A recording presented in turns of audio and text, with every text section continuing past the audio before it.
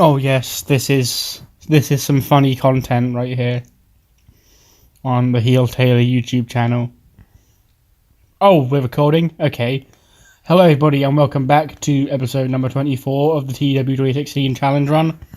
This is week 4 April Raw, the go-home show to Backlash this Sunday. So without any further ado, let's just jump straight into it. Braun Strowman opens the show with Babatunde by his side, and he's cutting a promo basically saying that in 6 nights he's going to end Seth Rollins' little fantasy of being Universal Champion. And finally, once again, the WWE Universe will have a Universal Champion that they can look up to physically and hypothetically, because Braun is obviously the big monster and he deserves to be the champion more than a little guy like Seth Rollins. Seth Rollins comes out and he's like, I don't know if you realise this, but every time I've been in this sort of situation, it's not about my physical size, but I'm going to fight till the end. Brock Lesnar said the same sort of stuff about me that you're saying right now, and where is he right now? He's on a farm somewhere in Canada while I'm the Universal Champion. But he's like, hey, but what would you know about beating Brock Lesnar, because you've never done it. You've had about 6 chances to beat Brock Lesnar and you've never once beaten him. And I, a pathetic little pipsqueak that you call me, I have beaten him. And this Sunday, I'm going to beat you. But in the main event tonight, it's going to be Seth Rollins teaming with Johnny Gargano against Babatunde and Braun Strowman. So that'll be fun. We get 8-man tag team action. It's the Revival, Alexander Wolf and Killian Dane, losing to American Alpha and Kurt Hawkins and Zack Ryder. Zack Ryder beats Dash Ryder with a Rough Rider, getting a pinfall victory over the Raw Tag Team Champions just 6 days before their title match at Backlash. Shinsuke is walking through the hallway, just being a dickhead, when he is jumped from flying from off screen by the returning Cedric Alexander, who he took out 2 weeks ago. The two of them get into a bit of a brawl.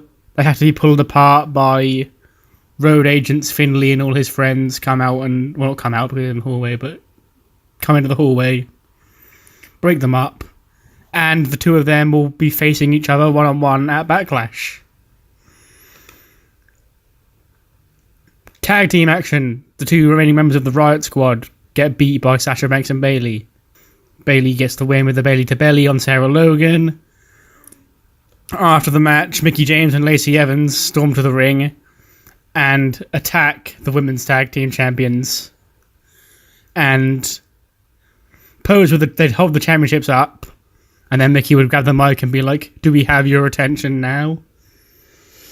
And they certainly will at Backlash when these 2 teams meet for the women's tag team titles. Tyler Breeze comes out, this will probably be after a break or something, and he comes out with a microphone. There's a jobber in the ring. And he's like, I see once again that loser, Johnny Gargano, is being rewarded with a main event match, despite being 0 for 2 in his Raw career. And after he loses tonight in the main event, he'll be 0 for 3. And at Backlash, I face Johnny Gargano, and he'll be 0 for 4. But, just in case you've forgotten, WWE Universe, me, Prince Pretty, a great WWE superstar and a success and not a failure like Johnny Gargano, will show you what winning a match actually looks like.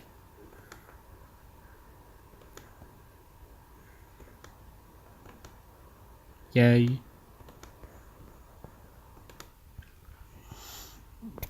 So we then get Tyler Breeze up against a jobber with an interesting name, and he wins the beauty shot in 3 minutes. That's about it. We get another Street Profit type promo, but this time it ends saying that they are going to make their Raw debut at Backlash this Sunday. So look forward to them. Another Rhea Ripley squash against the women. I think she's slowly doing better, but I'm still seeing 28s, so I'm not sure. I hope she gets better sometime soon, but it's going to be slow. We get a backstage segment with Ruby Riott and Sarah Logan, who are obviously down after their loss earlier on. Sarah's getting all upset because she got pinned. Ruby's like, this is our second loss in 2 weeks. We were the once dominant, kind of, Riot Squad. And I knew losing Liv to SmackDown in the shake-up would be a great detriment to the squad, but I didn't think it would have this much of an effect on us. And then Ruby's like, well, I say us, I mean you. And Sarah looks at her all confused. And Ruby's like, you've really got to step your game up. You've been the one who's been taking the losses here, not me. I'm still the same as I ever was. It's up to you to get your head back in the game. And maybe she'd like slap her or get physical. Not like break her, beat her up and break up, but just cement like dominance over Sarah. And she's like, okay, we do need to start winning. We can't let the loss of Liv get us down, and it's merely a crack in the squad. It's not what's going to split it up. Another random match. Dolph Ziggler back again in the role that he's best in, which is coming in to lose and make someone look good. This time he does it to Samoa Joe. And after the match, Joe grabs a mic and he shouts for Ali! He shouts for Ali, and Mustafa Ali does come out this time. And the two get into a brawl, and they like trade punches back and forth. And then Ali would kick Joe in the fibula, which is the injury that he had back from February when Mustafa Ali injured him and took him out of the Elimination Chamber, which started this whole thing.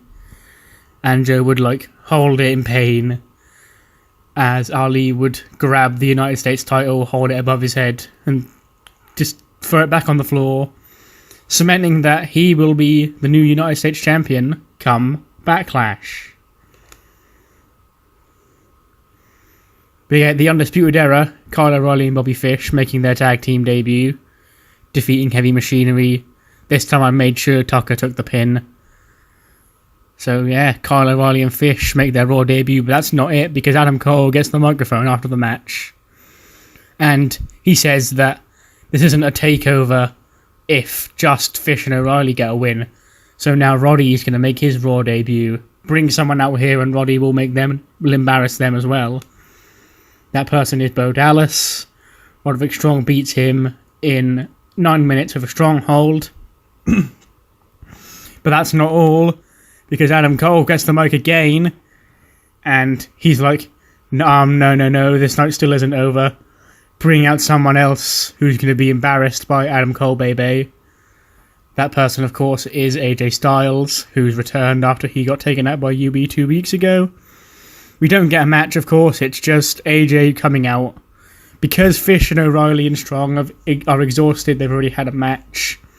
They're not really in much of a fighting mood. AJ runs out, tries to take the fight to Adam Cole, who runs away, and all the UB retreat ahead of AJ Styles versus Adam Cole, which will happen at Backlash. Peyton defeats Naomi. Becky was on commentary here. Not much else to it, really. We then get a hype package. We see a group of women in an exam hall, and they're really struggling with the answers because they don't know. And then another girl would walk in, take a seat right at the back of the hall, and just complete the test in like 20 seconds. Walk up to the front, hand it to the officiator, and walk out. Fades to black, smartest.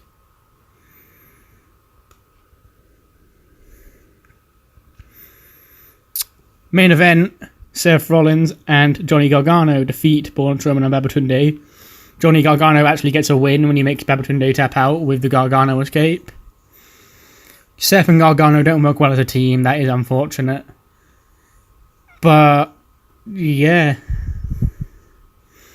Not much else to it. It was a really quick show, this one, because I didn't write most of the segments out because I had just in my head a rough idea of what was happening, and not much significance happened. It was mainly all attacks, really. And yeah, that is the end of Raw's build to Backlash. I'll see you next time for SmackDown 205 Live before we get into the pay-per-views themselves.